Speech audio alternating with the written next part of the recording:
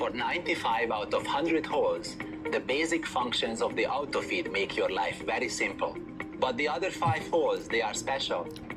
And these are the holes that you will always remember. And for these special holes, for these special situations, we have a couple of special functions in the settings of the auto feed. Welcome to another episode of Diamond Tips and Tricks, this time about the special settings of the auto feed unit. In the previous episode, we have had a look at the basics. We have set up the tool physically, we paired them to each other, and we have drilled the hole. This time, we look at the special settings in the menu. After powering up the tool, they will automatically reconnect to each other. All you have to do is to confirm your control through a cycle on the emergency stop button. You get into setup mode, and by activating the permanent switch, you go into standby mode. And now, instead of starting to drill with the left button, you go into the settings through the right button. In the settings, we find 4 special functions. The first function is power reduction for weak electricity supply when you blow the fuse all the time. You can reduce the power in 2 steps, which is equivalent to applying less feed force with the hand wheel. You pull less amps, you have a little bit less performance, but an uninterrupted, stable workflow. The second function is filling up a corbett with water for overhead drilling.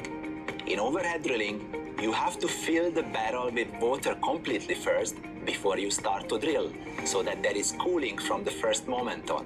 By changing the setting, you open the water valve of the auto feed, you fill up the corbett, when it is full you close the valve again, and then you drill as you usually used to.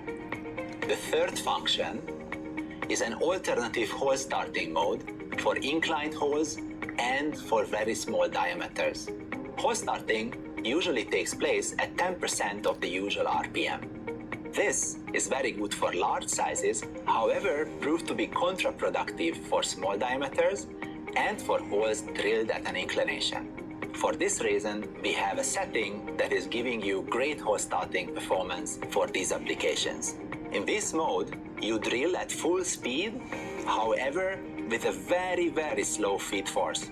So the tool is traveling at a super slow speed on the rail, but the RPM of the corbett is very high. Again, this is perfect for diameters that are smaller than 30 millimeters and for any inclined holes. The last function is the deactivation of the breakthrough detection. The tool will not stop and pull back after the breakthrough, but it will go on the rail as far as it can. In which situations can this be useful?